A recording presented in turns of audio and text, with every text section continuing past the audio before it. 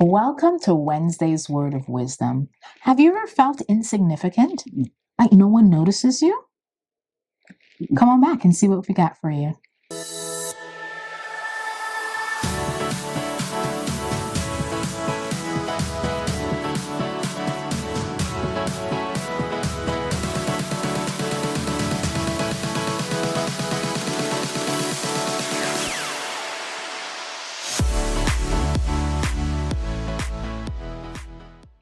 And we're back. How many times have we felt invisible, insignificant, like we play no part, whether it's in our family, in our work life, in our relationships? What does the Bible have to say about that? Okay, Paul writes about this, and we can miss it if we don't pay attention here. 1 Corinthians chapter 12, starting at verse 14, I'm reading down to the Christian Standard Bible. It says, "Indeed, the body is not one part, but many. If the foot should say, because I'm not a hand, I don't belong to the body, it is not for that reason any less a part of the body. And if the ear should say, because I'm not an eye, I don't belong to the body, it is not for that reason any less a part of the body. If the whole body were an eye, where would the hearing be?" Let me pause a minute. Have you ever thought about that, what that would look like? You just one big ear or one big eye walking around, and you have no other thing in your body? Just think about that for a minute as we continue reading here. It says, if the whole body were an ear, where would the sense of smell be? But as it is, God has arranged each one of the parts in the body just as He wanted. And if they were all the same part, where would the body be? The eye cannot say to the hand, I don't need you. Or again, the head can't say to the feet, I don't need you. On the contrary, those parts of the body that are weaker are indispensable.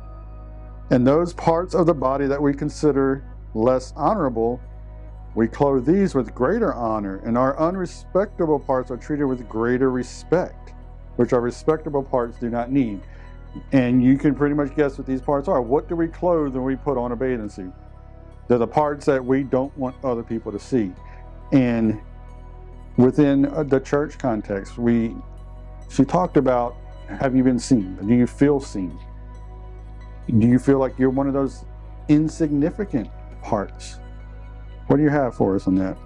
Right. I was thinking about this analogy the other day. Well, it actually happened. So I've been taking some supplements and some vitamins, and I took a particular vitamin on an empty stomach.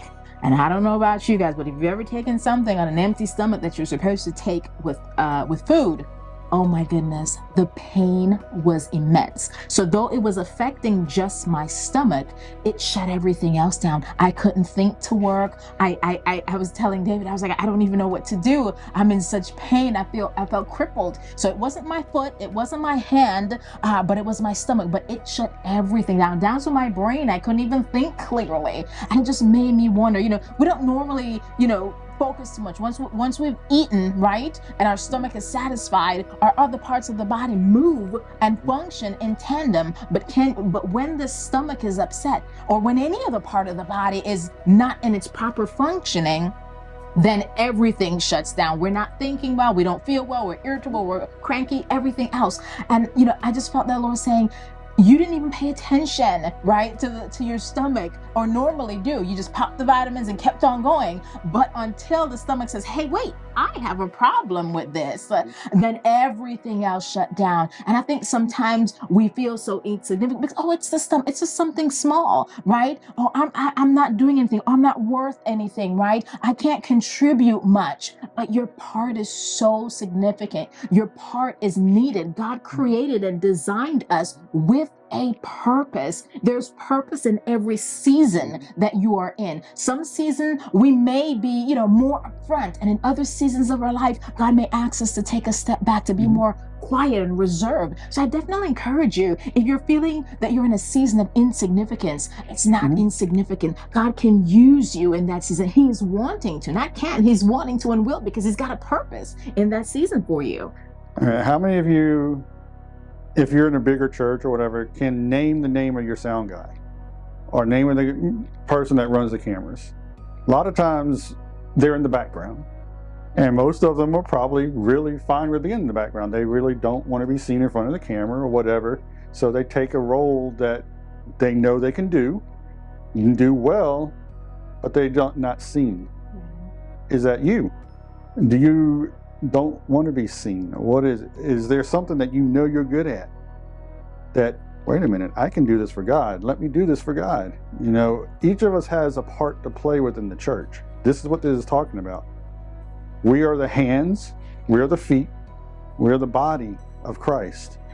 It doesn't say we're just one part of the body of Christ. We are the body, which includes every single part of who He is. So some of us are the hands, some of us are in front of the people, some of us are in the background, some of us are still probably sitting in trying to grasp onto the body just to get in. Where are you? What part are you playing in the body of Christ? So I definitely encourage you to pray, to allow God to show you what your role is, and whether you think it's significant or insignificant, He has a plan for it. Whether you play a big role, whether you're in front of people or you're playing some other supportive role, right? We know that if every part isn't functioning and doing its part, it cripples the body. Until next time, God bless you and goodbye.